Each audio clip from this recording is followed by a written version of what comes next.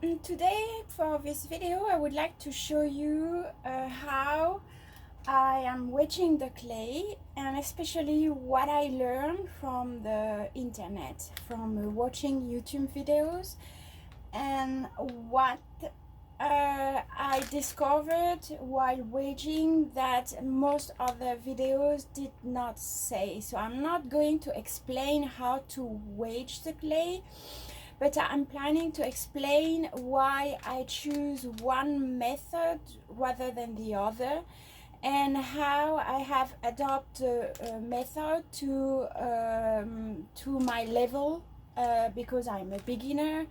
As you see, I have a small table. My table is not very stable. I need to find a way to reinforce the feet, but it's still not very stable enough to wedge a lot of clay. And anyway, as a beginner, I don't have my fingers, my arms are not ready yet to work on larger piece.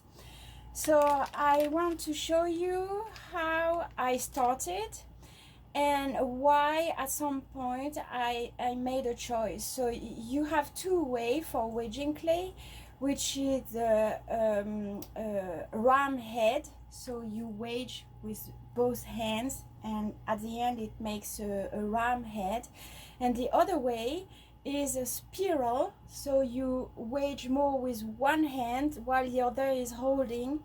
And I decided to go with the spiral method because I feel like that when I pull the clay, the spiral wedging helps a lot into maintaining the shape and going higher. So at the beginner, I don't take a lot of clay, so I just usually I do, you see, it's about 1 inch thick, not much, and I divide in two. And what I would like to show you is not how to wedge, but why to wedge, why it is so important to wedge, and how it can improve later the quality of the work. So you see, I'm not going with large pieces at the beginning to keep my clay wet, so I close the bag very strongly, especially here in the school bus. It can go very high in temperature. If it's 110 degrees outside, inside we can easily go to 120, 130, despite having the air conditioner. If everything is locked, for example, if I close the doors, so I have an air conditioner, but I cannot leave the door closed with the air conditioner. I need to create some kind of air in order to be able just to breathe inside the bus. So I start, when I wedge clay, I start with a small quantity. Here, I don't know if you can see on the video, the clay is kind of hard, you see. So if I try to crack it, you see, here, like if I try to use the plasticity of the clay, here I have cracks, and here you see I have all those wrinkles. That means that the clay is too hard. It's when I work with it on the wheel, the pottery wheel, it might, those little cracks might create put some airs inside the clay, and at some points it can make also cracks because it will detach. As I turn it, you see, it will detach easily. My clay should not do that. It should not break that easily. There is a plasticity of the clay, and we should be able to use this plasticity. So if the clay is making wrinkles, that's not good. So what you need to do is to put some water. So to put water, I make a little volcano like that, and I'm going to put some water inside. if I can find the bottle of water. Here it is.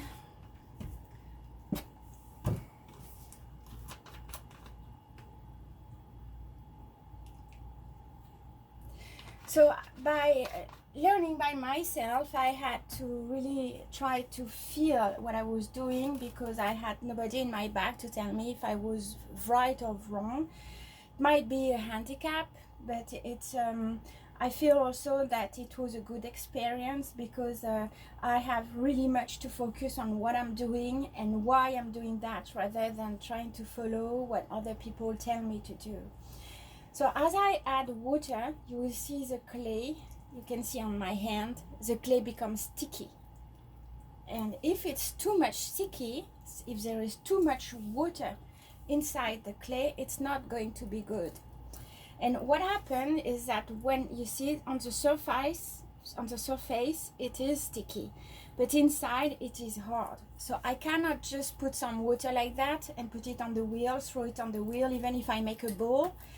So there is no homogeneity. That means that where it is sticky, it is going to have a lot of plasticity, and where it is drier, it will not have any plasticity.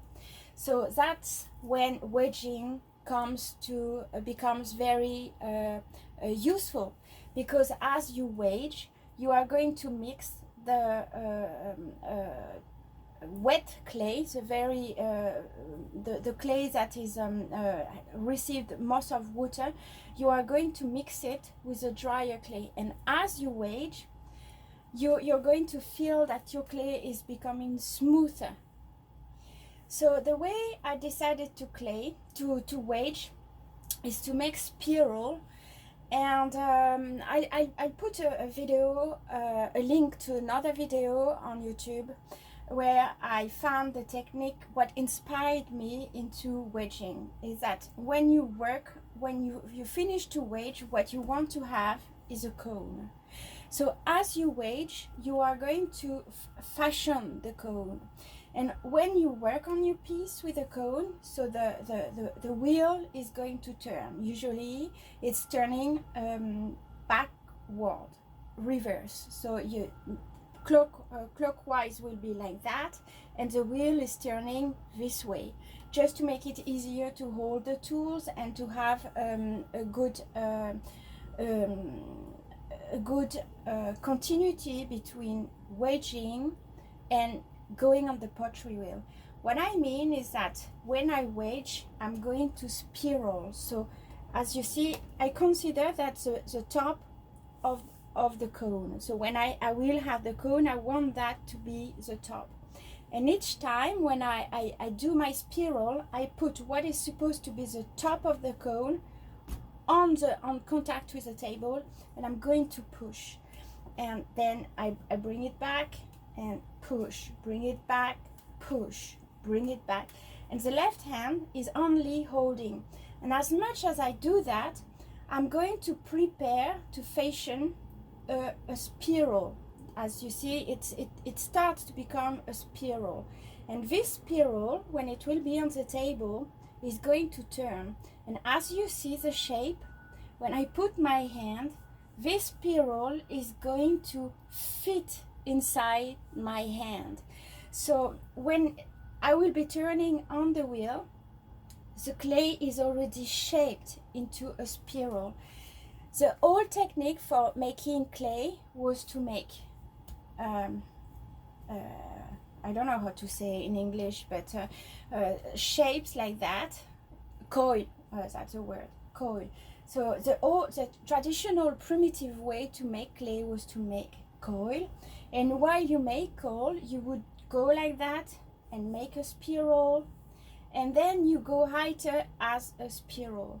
And what we are doing when we work on the pottery wheel, by putting the hand and exercising the pressure on the wheel, at the end it's going to make that inside the pottery. It's going to become this kind of coil turning, and as you pull, the coil is going, you are going to add more matter to the coil, and it's going to increase the size of the coil to go higher. So when it's on the pottery, it's going to make this spiral. When you wedge, you want to prepare the shape not only of the cone but of the spiral to be as homogeneous as you can. For example, here if I put pressure, you see I have 2 layers. What you don't want is the clay to be too dry to separate. Like here, it's still too dry because it separates.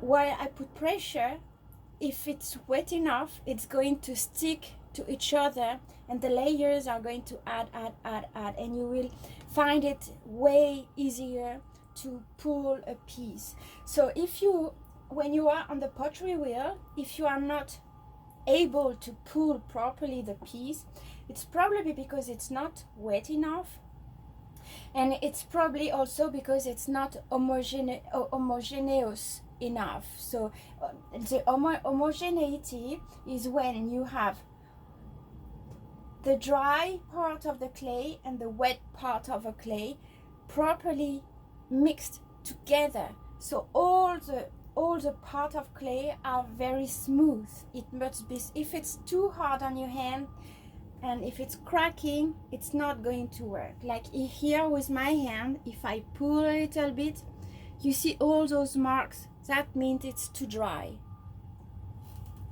So here it's still too dry, so I'm going to add, before I even try to wedge, I'm going to add more water.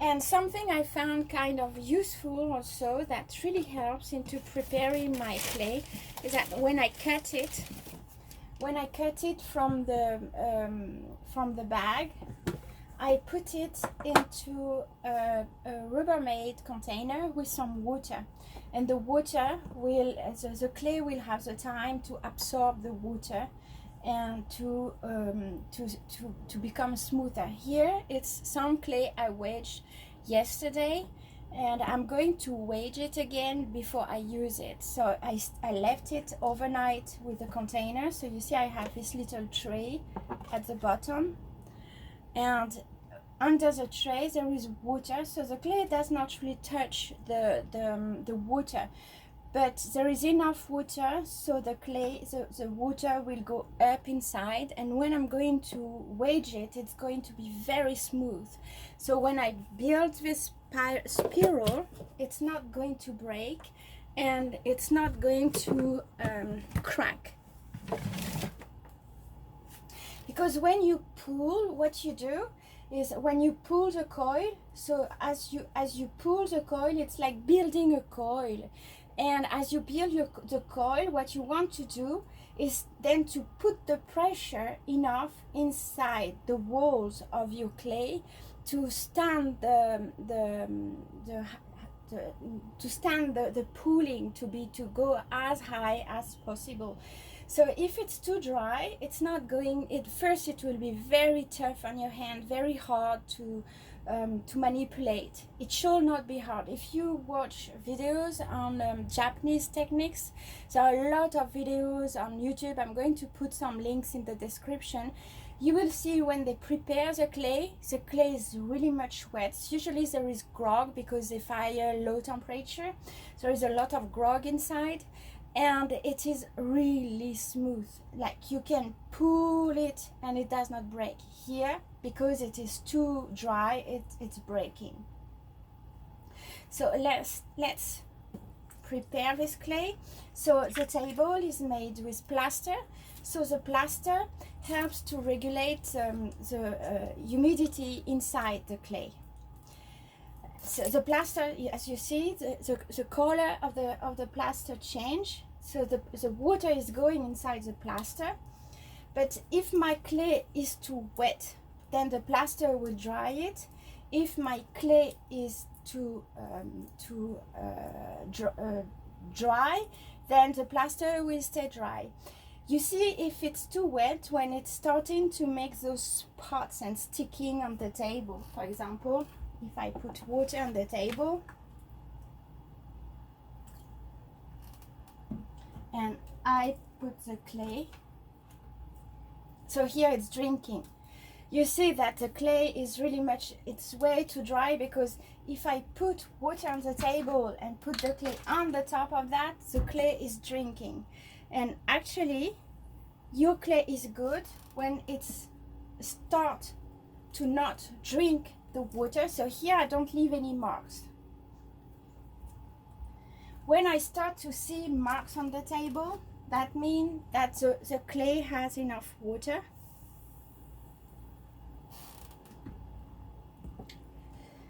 And after that, you wedge it as long as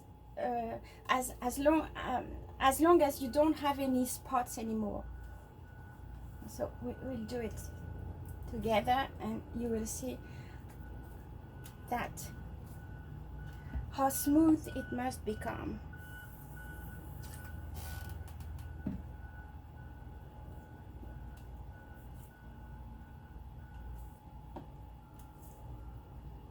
As you see, it becomes easier to wedge, to manipulate, and to... So here I'm putting a lot of air inside the clay. It does not really matter for the beginning. For the moment, what I want is enough water.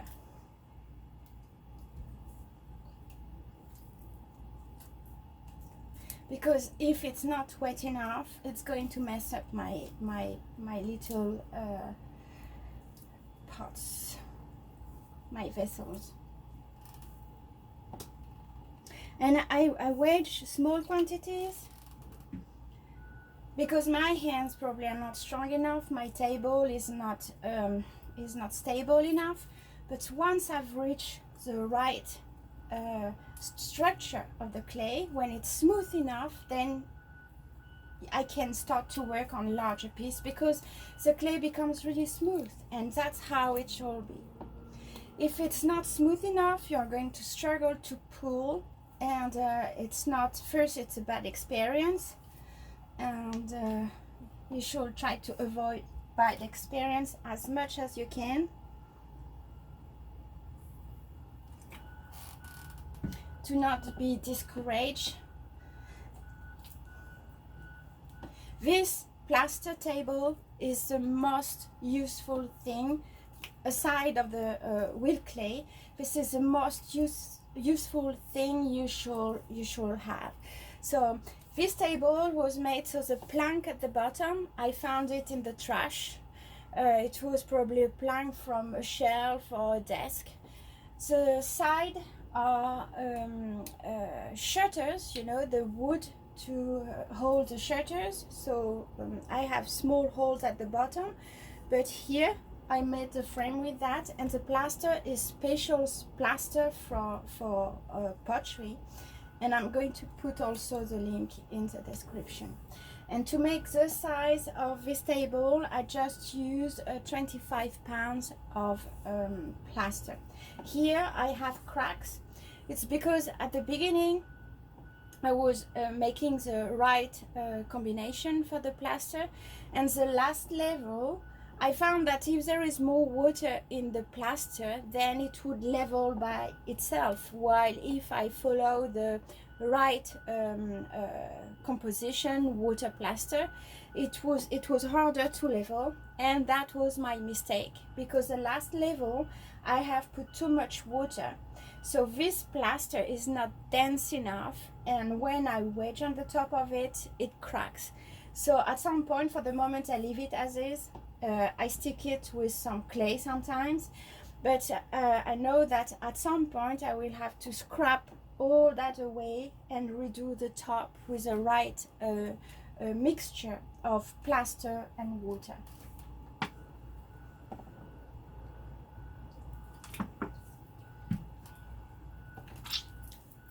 So you see, this clay was pretty dry, too much.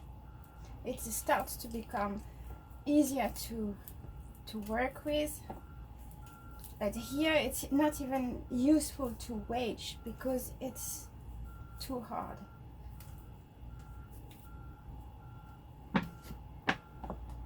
And the feet of this table were from a chair which was thrown in the trash also. So usually in Los Angeles we find a lot of things at the side of the road, and I like to stop to take the hardware and the wood. It's just that it's cheaper to get the wood from furniture. Sometimes you find better quality than what you can find in the stores. And the hardware, you find beautiful hardware that you could not probably find in the stores also. So I'll show you also how I remove the air inside the clay before wedging. So it becomes a little smoother. I will continue because I want to show you how the table becomes dirty at some point, and that's a limit when you know you have to stop. It's like making a pizza, you know. If you put flour and there is too much water, it's going to stick on your hands. That's not good. A good crust does not stick on your hands. And the good level of flour water is when it's elastic and not sticky. It is the same with the clay. It must be elastic. You need the plasticity of the clay because that's how you're going to build your vessel, but you don't want it to be sticky on your hands. So you start to hear the noise change.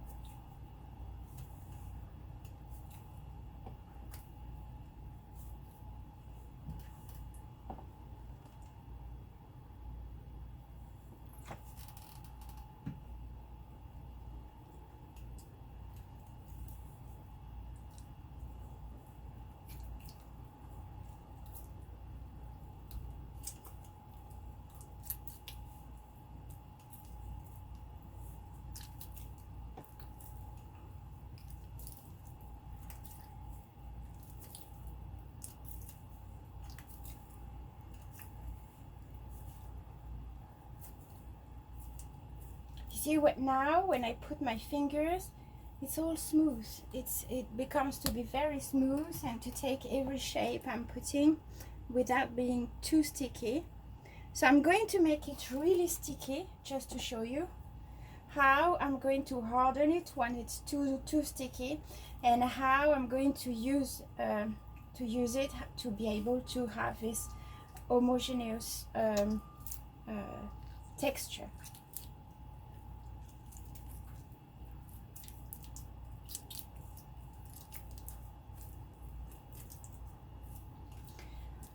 Sometimes I find it useful to go to this stage when it is way too sticky, because it will help to remove the air inside the clay, and then to go back to a stage where it is just fine enough.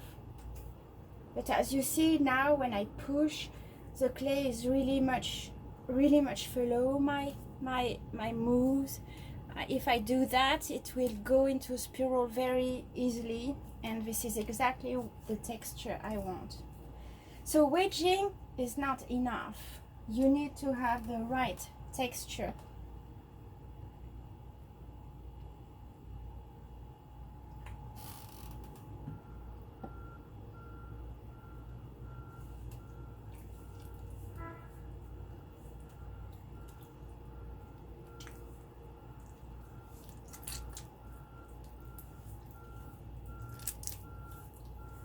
So you see my table now is becoming dirty. That means that my clay is saturated with water, and that's good. That's exactly what I want.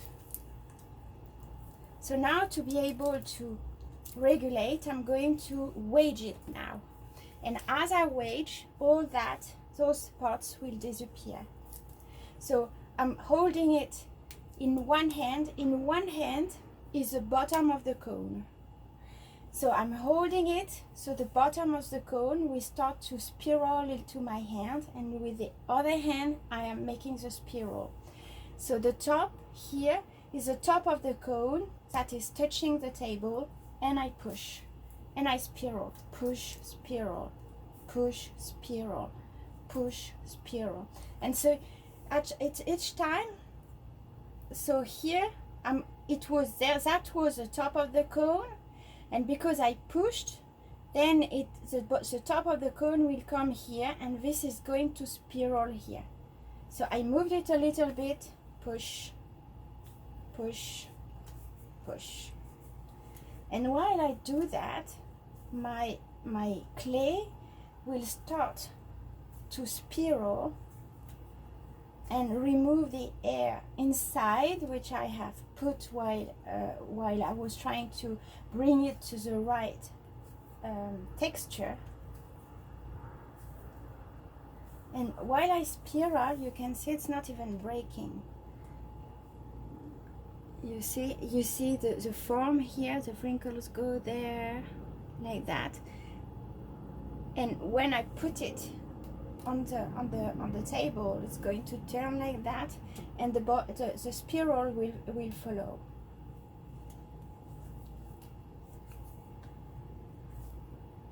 So here with the left hand, I'm just pushing it down to make sure that the spiral will go up to the end of the cone.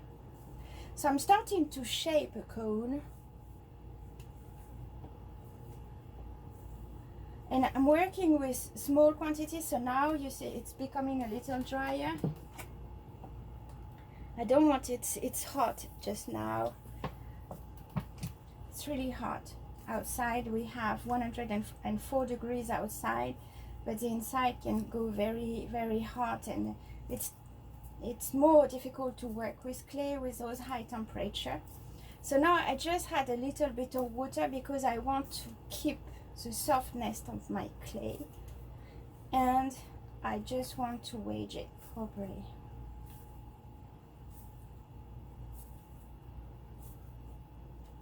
So usually what I do is, if I work on a small piece, I'm going to wedge just enough of a small piece. I don't wedge a bunch and then cut it, because that would cut the spiral I am making. While I'm really much trying to make this spiral to be able to help in building the vessel. So here I'm going to prepare those two clays separately, and then I will mix them because I want to build something bigger. Now at the end I finish the cone by putting pressure like that, and it will finish to remove all the air. So here I have a clay which is compressed,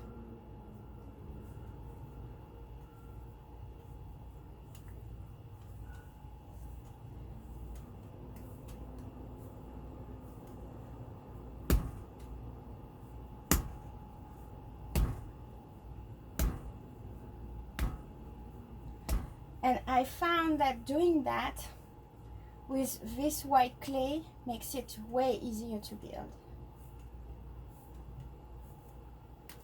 It's easier to center and easier to build. So it sounds like a lot of preparation, but there are ways to accelerate the process just by leaving so at the end I just roll it like that. I finished to clean my table doing that, and I leave the bottom.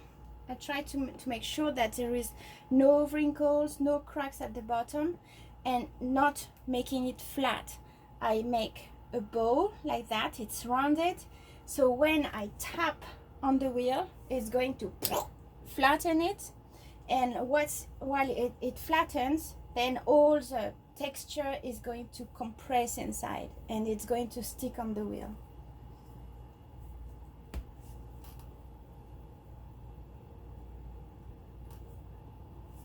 And doing that, I found it way easier. Like when I do that, I don't miss any vessel. It's as soon as I build it, it goes very. It's easier to center, easier to pull the walls and to work with it. Here it is, one cone. So I'm going to do it with the other parts. I put it in my little box with water.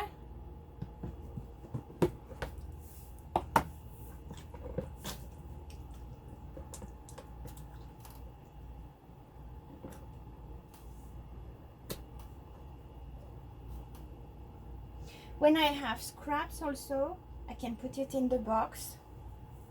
Like here you see it stayed overnight in contact, so this is very wet. But when I'm going to wedge it, everything will become homogeneous. So I would not put it like that on the wheel, because this part would be drier and this part would be too smooth.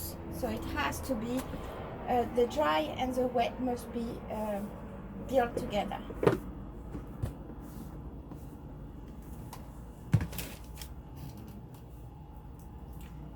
Here you can feel it, how it is dry. I'm pressing it and you see the it's like it does not even stick to each other. We can separate it. That's not good. Here also it comes fresh from the bag, but when I pull it, it makes wrinkles. You see all those cracks. So that's not good. You don't want that.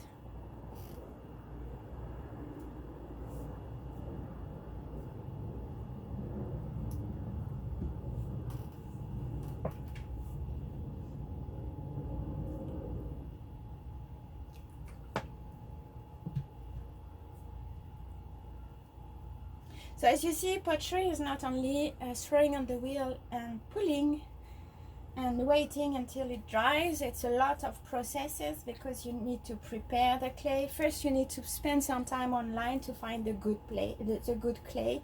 Don't buy from the local craft stores, because you probably won't find the right clay. It's better to go in a professional store where they just do pottery clay. And so you see here I'm lazy. I'm not even trying to work it as a big bunch. I'm doing small bunch of clay. Once this one is smooth, I'm going to work on the other one. But as you see, I need to add a lot of water.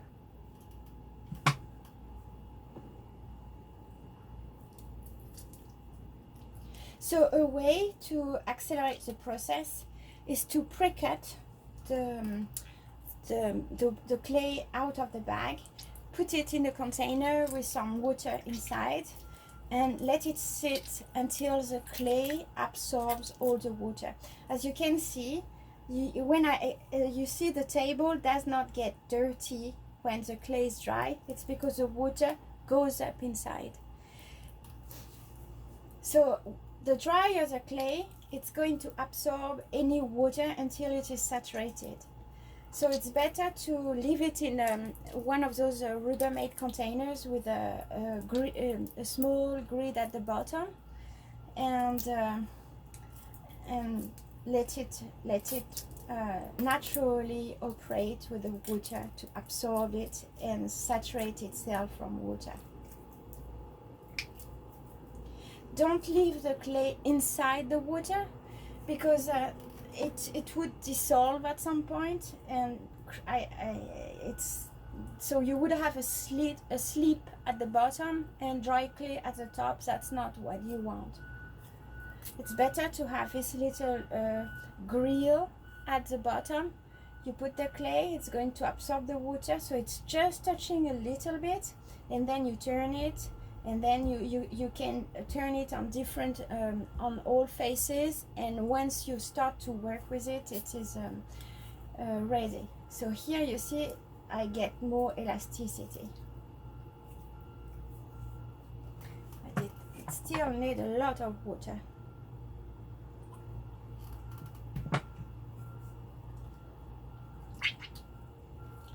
So when I have different batches like that,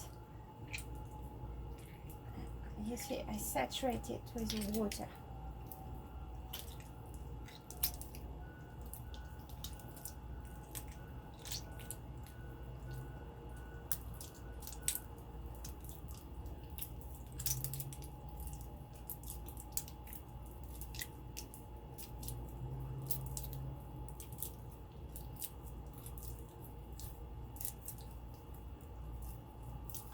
So the good thing doing that is to take it like an healthy moment, because each time you're pushing, you're exercising some pressure on your fingers, and all the you know, the blood in your body goes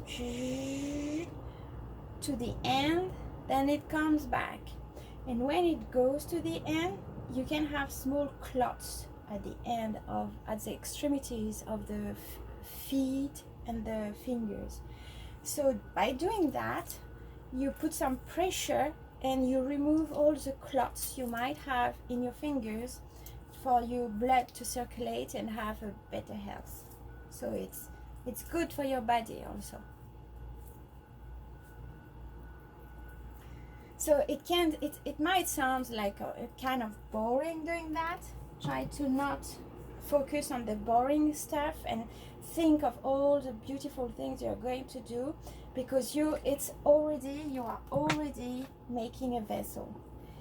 You're building a spiral, you are putting together all the small different elements of the clay, and as you do that, you are already putting up a vessel, and that's the time you can use to think of your projects and maybe have new ideas, sketching up in your head some colors and some textures, and discovering, I don't know, different things you can do with that. When I wedge, I found that first it's really relaxing. It's a really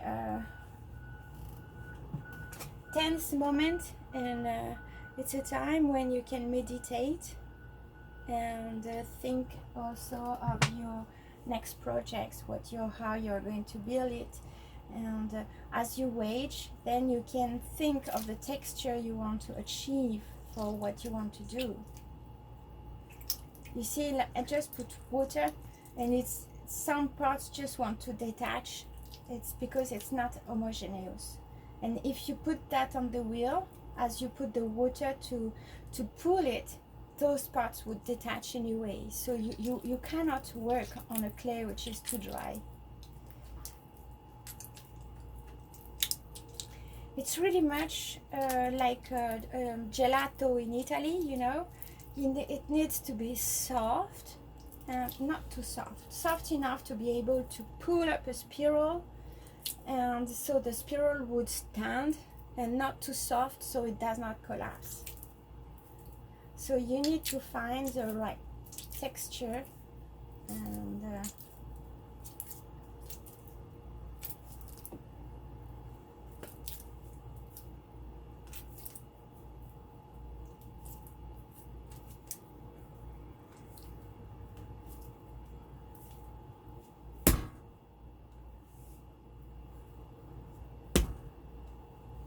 so here remove a little bit of air.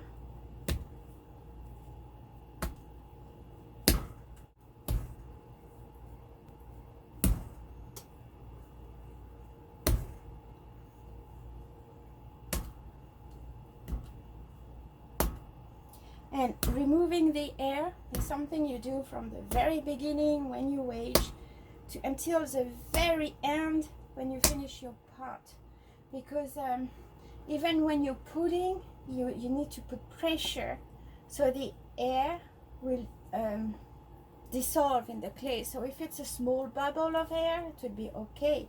What you don't want is too much.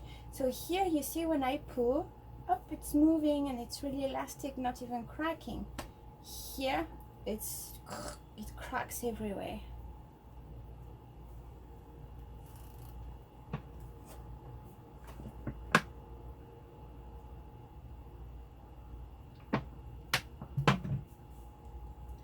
So it takes time, but the quality of the work comes from that. And indeed, all the last projects I have a sketchbook where I have designed few things which I want to make, but all the last vessels I made, it's just inspiration from working on wedging and experimenting the clay, and as I play with it, then I have shapes that come out, and it's all kind of new inspirations coming out of that. So it's really nice, a really nice moment where you see, I use my legs, I use my arms, and I'm already almost in the position of pulling on the wheel.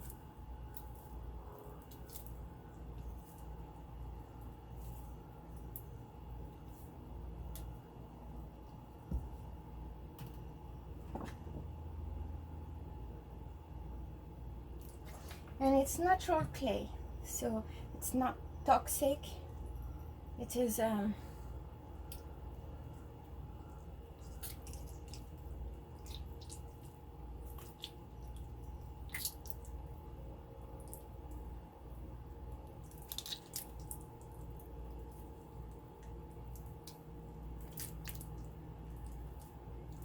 some people on YouTube channels ask for the how to protect the ends, so I'm going to put it also in the description.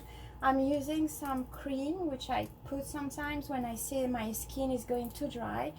It's called I think in French it's called Cetavelon, and in England the only equivalent with the same chemical formula is Savlon.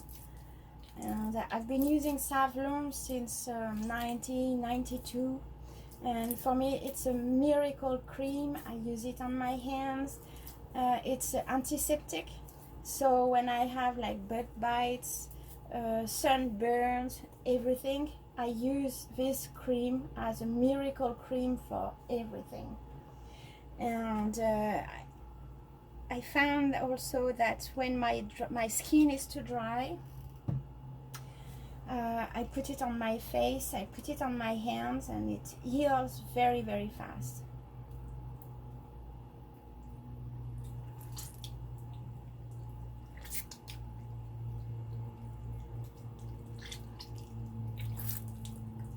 And doing that with this size of table, also I'm really much, you see, using my legs as I do with a pottery wheel, like pushing, exercising pressure on my arms to be able to have more force.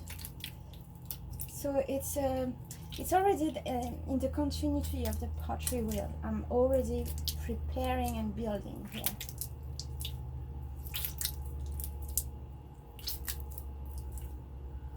So if you have space, like a large garage, and you have a lot of space, I would really much recommend to have one container for each kind of clay you're using. And if you don't have, like here with a Rubbermaid, if you don't have a plastic grid to put it at the bottom, what you can do is use fabric. So you will put about half an inch thick of fabric, you dump the fabric inside the water, and then you put the clay just at the top, and the clay will be able to absorb the water. And once it's softer on one side, you just turn it on the other side, and you turn it frequently, so the clay is going to absorb, and you don't have to do this messy job. But here it's still, and also you put less air, like here. The risk of doing that is putting air inside. I'm going to remove the air by wedging, so I'm going to wedge longer because I've just done that. But it's like here, if I want to, this is recycled clay from scraps of working on my pottery wheel. So you see, it's if I do that, I would already have hair anyway. So when it's like that, it's difficult to, if it's difficult to make a hole inside to put some water, I can just take a little bit, wedge it with a clay which is softer, little bit, and add as I work. But here I could make a little hole, so let's try like that.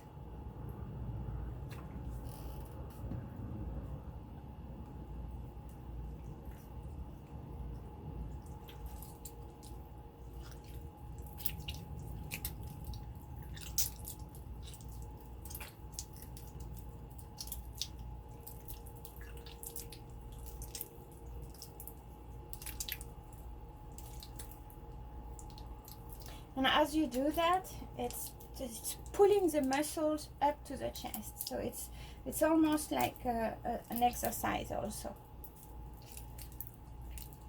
So the time you don't spend in the gym for doing a 10-minute exercise, you are going to put it into your projects to wedge your clay.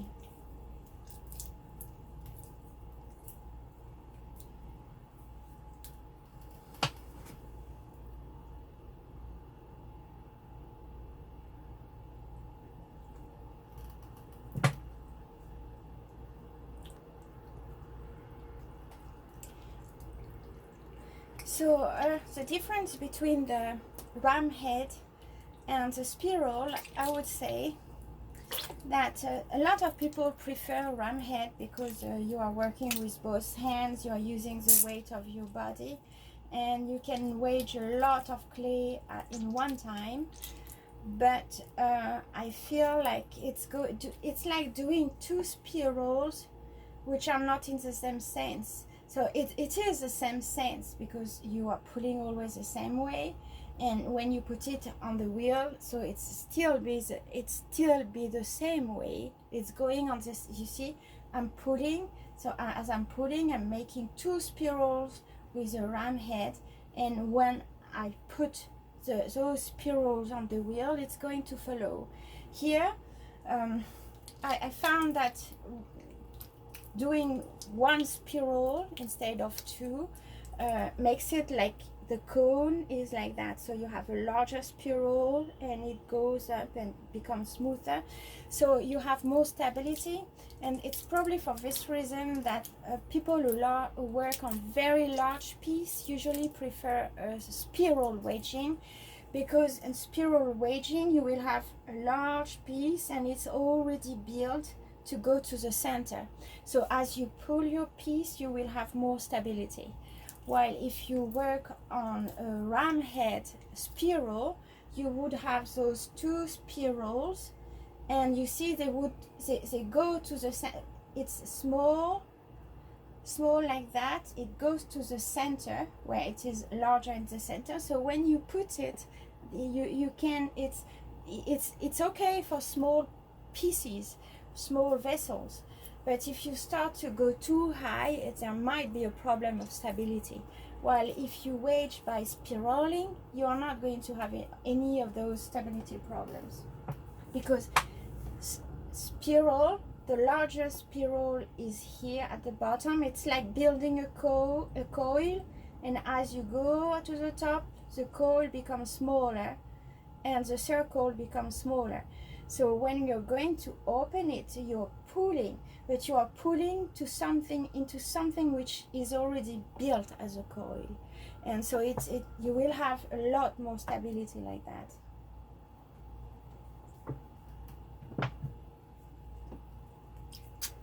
So I will go to the end like that. I'm going to accelerate now the video and until the end, and I believe that that will be it for today. But as you see, the more it is wet, the more my hands are dirty, and the more it will be dry. Like if I change and work on that, the clay is going to absorb all the weight of my hands, and my hands will become cleaner, and your hand at the end must be clean like that. You see, not too much, just enough.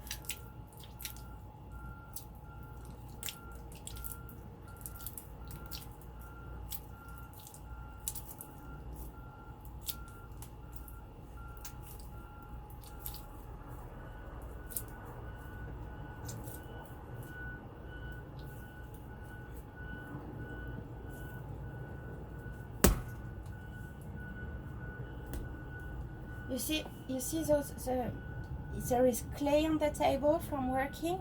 Here, just pushing, poof, I remove the clay. So the smoothness is just good enough. I'm going to do it here. And when I pull, you see, I remove the spot of clay.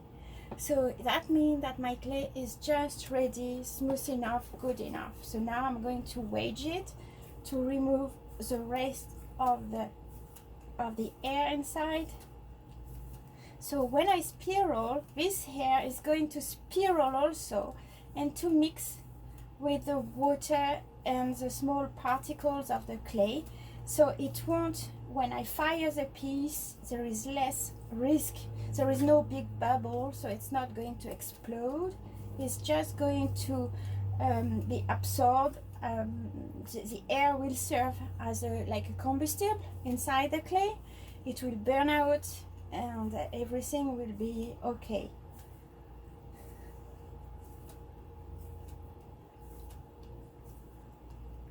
So you see, the spiral is going here.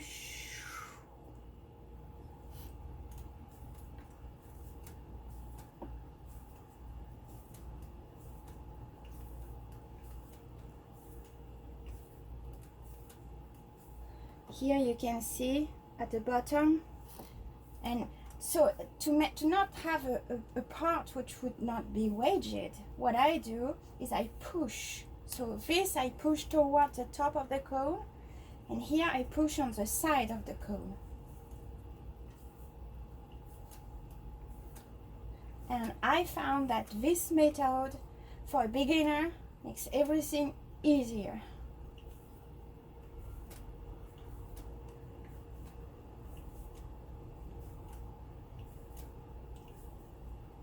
So it has to be not too wet also, because otherwise when you pull the walls, it's going to collapse. It's not going to be stable. You don't want that.